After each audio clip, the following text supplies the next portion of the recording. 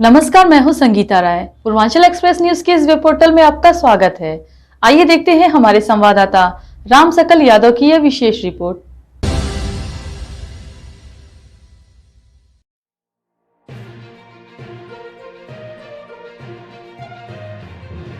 आजमगढ़ सामाजिक न्याय सम्मेलन में भाग लेने आए समाजवादी पार्टी के नेता व राष्ट्रीय महासचिव स्वामी प्रसाद मौर्य ने भाजपा की केंद्र और प्रदेश सरकार पर जमकर हमला बोला।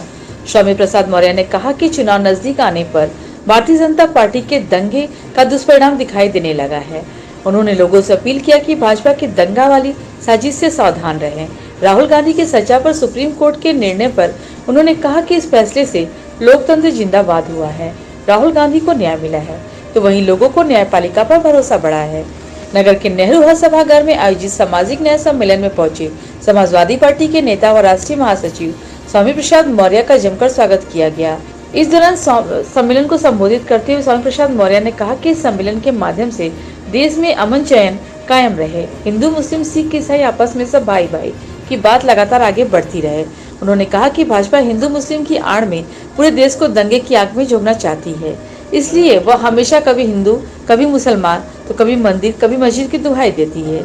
उन्होंने आरोप लगाया कि जहां जहां भाजपा शासित राज्य है वहां दंगा कराने में कामयाबी हो रही है। उन्होंने देश प्रदेश के लोगों से अपील किया कि भाजपा की इस साजिश से सावधान रहें। उन्होंने कहा कि भाजपा व आरएसएस के लोग धार्मिक उन्माद पैदा कर मंदिर में मस्जिद खोजने का काम करेंगे, तो इसी परंपरा का अनुसरण करते हुए आने वाले दिनों में कुछ लोग मंदिरों में बौद्ध मठ खोजना शुरू कर देंगे, तो भाजपा के लिए वह दिन मुश्किल होंगे। समाजवादी न्याय के बहाने कुछ राजनीतिक दलों के परिवारवादी बनने की बात पर स्वामी प्रसाद मौर्य ने कहा कि यह भाजपा की चाल है। उन्होंने कहा कि भाजपा से बड़ा कोई परिवारवाद व पक्षपात नहीं है। 340 IS की लिस्ट आई है, इसमें न तो एक भी दलित है, न ही आदिवासी, न ही पिछड़ा, तो इनमें बड़ा जातिवाद कौन है। उन्होंने कहा कि परिवारवाद बहाना है, अपने पापों को छुपाना है। राहुल गांधी की सजा पर सुप्रीम कोर्ट के फैसले पर स्वामी प्रसाद मौर्य ने कहा कि सर्वोच्च न्यायालय के फैसले से लोकतंत्र जिंदाबाद हुआ है, राहुल गांधी को न्याय मिला है, वही देश के लोगों का विश्वास न्यायपालिका पर बढ़ा है। डिप्टी सीएम केशव प्रसाद मौर्य के प्रदेश की 80 सीटों पर जीत के दावे पर स्वामी प्रसाद मौर्य ने कहा कि यह केशव प्रसाद मौर्य नहीं बोल रहे हैं, बल्कि वह उनका सत्ता का मत व घमंड बोल रहा है। चाचा भतीजे की हार पर उन्होंने कहा कि अंधे के हाथ भी बटेर कभी कभी लग जाती है। उन्होंने कहा कि पिछले चुनाव में किसी तरह से भाजपा सत्ता के दुरुपयोग से जीती है। अगर इस बार भाजपा आजमगढ़ में अपना प्रत्याशी मैदान में उतारेगी तो उसे मुंह की खानी पड़ेगी और उनकी जमानत जब्त होगी। सम्मेलन का आयोजन किया गया है, क्या कहेंगे? आज इस सामाजिक न्याय सम्मेलन के माध्यम से पूरे देशवासियों से मैं अपील कर रहा हूं कि देश में सामाजिक सद्भाव बना रहे, अमन चैन कायम रहे, हिंदू मुस्लिम सिख ईसाई समय आपस में भाई भाई की बात लगातार आगे बढ़ती रहे। इसीलिए सभी सावधान और सजग रहें, क्योंकि भारतीय जनता पार्टी एक साजिश के तहत पूरे देश को हिंदू मुस्लिम दंगे की आग में झोंकना चाहती है। इसीलिए वो दुहाई देती है कभी हिंदू मुसलमान की, कभी मस्जिद और मंदिर की। और इसको देखते हुए क्योंकि चुनाव नजदीक आ रहा है, भारतीय जनता पार्टी के दंगे की साजिश का आपको जिस परिणाम दिखाई पड़ने लगा, पूरा मणिपुर पिछले 90 दिनों से जल रहा है, हरियाणा भी दंगे की आग में झोंक दिया गया है। जहां जहां भाजपा शासित राज्य है वहां हिंदू मुस्लिम दंगा कराने में कामयाब भी हो रहे हैं। इसीलिए पूरे प्रदेश देशवासियों से मैं अपील करता हूं कि भारतीय जनता पार्टी के इस साजिश से लोग सावधान रहें। हिंदू मुस्लिम सौहार्द या सांप्रदायिक सौहार्द बना रहे, सभी धर्मों का आपस में मिलना जुलना भाईचारा कायम रहे। इसलिए सभी सजग रहें, सावधान रहें, भारतीय जनता पार्टी की किसी भी साजिश का शिकार न हो।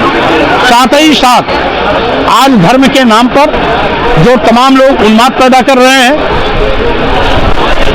धार्मिक उन्माद के माध्यम से दंगा कराना चाहते हैं, वोट हथियाने की नापाक कोशिश कर रहे हैं, उनसे भी सावधान रहना है, क्योंकि जब जब चुनाव नजदीक आता है तब तब भारतीय जनता पार्टी के लोग मस्जिद में मंदिर खोजना शुरू कर देते हैं। और इसीलिए हमने कहा कि आज़ादी के दिन यानी 15 अगस्त 1947 के दिन जब हमारा देश आज़ाद हुआ, उस दिन जिस भी धार्मिक स्थल की जो यथास्थिति थी उसको यथावत हमें स्वीकार करना चाहिए, जिससे कि अमन चैन बना रहे, भाईचारा बना रहे, साम्प्रदायिक सौहार्द भी बना रहे। अन्यथा अगर भारतीय जनता पार्टी आरएसएस के लोग धार्मिक उन्माद पैदा कर मस्जिद में मंदिर खोजना शुरू करेंगे तो इसी परंपरा का अनुसरण करते हुए आने वाले दिनों में कुछ लोग मंदिरों में बौद्ध मठ खोजना शुरू कर देंगे, तो भारतीय जनता पार्टी के लिए वो दिन मुसीबत के बन जाएंगे और तथाकथित धर्म के ठेकेदारों का भी बुढ़िया बिस्तर बन जाएगा। इसलिए ऐसा दुस्साहस, ऐसा पाप न करें कि वो मस्जिद में मंदिर खोजें, जिससे कि आने वाले दिनों में मंदिर में बौद्ध मठ खोजने की आवश्यकता पड़ जाए। सामाजिक लड़ाई के बहाने कुछ राजनीतिक दल परिवारवादी बन जाते हैं, जब उनका, इस पर आप क्या कहेंगे? ये भारतीय जनता पार्टी की भाषा है। भारतीय जनता पार्टी से ज्यादा पक्षपात और परिवारवाद तो कोई करता ही नहीं है। अभी 340 आईएएस जो लिटरल एंट्री के नाम पर बनाए गए हैं, उसमें एक भी दलित नहीं, एक भी आदिवासी नहीं, एक भी पिछड़ा नहीं, तो उनसे ज्यादा जातवादी कौन है? परिवारवाद केवल बहाना है, अपने पापों को छिपाना है। मोदी सरनेम के मामले में राहुल गांधी को सुप्रीम कोर्ट से बड़ी राहत मिली, इस पर आप क्या कहेंगे? माननीय सर्वोच्च न्यायालय ने जो राहुल गांधी को न्याय दिया है उसका हम हार्दिक स्वागत करते हैं। माननीय सर्वोच्च न्यायालय के इस निर्णय से जहां लोकतंत्र जिंदाबाद हुआ है, राहुल गांधी को न्याय मिला है, वहीं पर देश के लोगों का विश्वास न्यायपालिका पर बढ़ा है। कल डिप्टी सीएम आए थे उन्होंने कहा है कि समाजवादी पार्टी अब जो समाजवादी पार्टी हो गई है, इस पर क्या कहेंगे? पहली बात तो जो खुद अपना चुनाव हारे हो उसको इतना बड़ा घमंड नहीं पालना चाहिए। लोकतंत्र की ताकत को शायद उनको एहसास नहीं है, उनको अपने सत्ता के दुरुपयोग पर बड़ा अहम है। हम समझते हैं ये डिप्टी सीएम केशव प्रसाद मौर्य नहीं बोल रहे हैं, वो उनका सत्ता का मत बोल रहा है और उनका घमंड बोल रहा है। और उन्होंने ये भी कहा है कि चचा बिहार गए, भतीजे बिहार गए, आपके समाजवादी पार्टी से कोई नहीं। वो भारतीय जनता पार्टी को बहुत खुशी से नहीं होना चाहिए कि अंधे के हाथ बटेर कभी कभी लग जाती है। पिछले चुनाव में भाजपा बड़ी मुश्किल से सत्ता के दुरुपयोग के माध्यम से जीती है। अब फिर अगर भाजपा यहाँ चुनाव लड़ने के लिए प्रत्याशी मैदान में उतारेगी तो उसको मुंह की खानी पड़ेगी, उसकी जमानत भी जब्त होगी। प्रकाश राजभर जी ज्वाइन कर लिए केशव प्रसाद मौर्य जी, बहुत स्वागत, इसको कैसे क्या? अब ये ऐसे लोग जो समाज का सौदा कर अपना रूल सीधा करने की कोशिश कर रहे हैं, उनका ही समाज उनको सबक सिखाएगा। शिक्षा की बात की जा रही है तो शिक्षा जो रुकी हुई थी वो तो मुगलों के आने के बाद से रुकी हुई थी। स्त्रियों की शिक्षा अंग्रेजों के आने के बाद शुरू हुई है। अंग्रेजों के आने के बाद शुरू हुई, लेकिन रुकी कब थी? जब तक तथाकथित हिंदू थे, हिंदू का शासन चलता था, मनुस्मृति का शासन चलता था, तब उस समय शिक्षा नहीं थी। महिलाओं को भी शिक्षा नहीं थी, शूद्रों को भी शिक्षा नहीं थी। यहाँ से बहुत सारी महिलाएं विद्वान मिली हैं। विद्वान होना तो तमाम ऐसे अनपढ़ लोग भी विद्वान हो जाते हैं। संत कबीर भी स्कूल नहीं गए थे, लेकिन आज उनकी लिखी हुई बातों पर तमाम दुनिया के विश्वविद्यालयों में शोध होते हैं। आज भाजपाइयों ने आपका पुतला फूटा है और काली झंडी दिखाई है, इसको लेकर आप क्या करेंगे आपके आने से पहले? अब जो हमारी ताकत और लोकप्रियता से भयभीत हैं, तो खिसियानी बिल्ली खंभा नोचे के तर्क पर वो कोई मुझे काला झंडा दिखाएगा, कोई मुझे मेरा पुतला फूकेगा, लेकिन मेरी ओर से सबका स्वागत है। जो साथ चल रहा है उसका भी स्वागत, और जो चाहे अनचाहे मेरा नाम लेकर के अपनी भड़ास निकाल रहे हैं उनका भी स्वागत। अनुसूचित जात, अनुसूचित जनजात और पिछड़ों का आरक्षण खत्म करने का पाप कर रही है, उसको देखते हुए दलितों, आदिवासियों, पिछड़ों से मेरी अपील है कि आरक्षण विरोधी भाजपा सरकार को 2024 में धूल चटाएं, सत्ता से हटाएं, भाजपा को भगाएं। कोर्ट के आदेश पर ज्ञानवापी सर्वे एक बार फिर शुरू हो गया है, इसको लेकर आप क्या कहेंगे? क्योंकि वो माननीय न्यायालय के आदेश से हो रहा है, इसलिए उस पर हमें कोई टिप्पणी नहीं करनी है। हाँ, इतना जरूर है कि सर्वे ईमानदारी से होना चाहिए। केशव प्रसाद मौर्य कल आए थे, 80 सीट जीतने का दावा किया है उन्होंने, इसको लेकर क्या कहेंगे आप? अब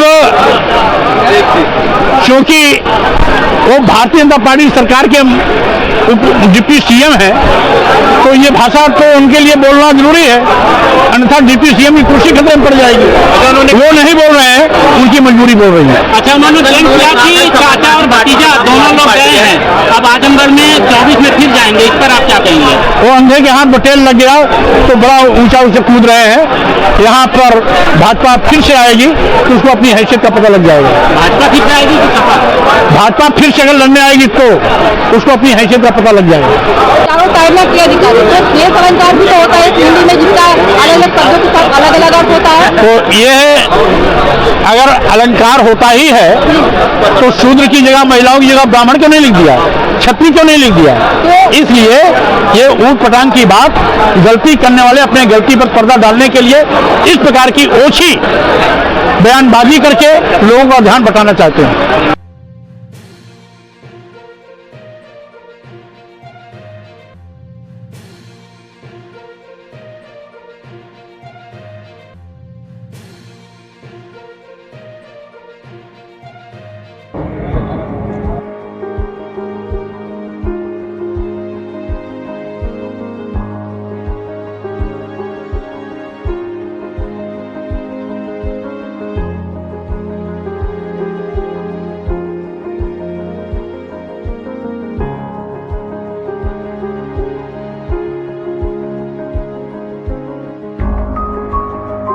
हमारी खबर पसंद आई हो तो हमारे चैनल को लाइक, सब्सक्राइब और शेयर जरूर करिए।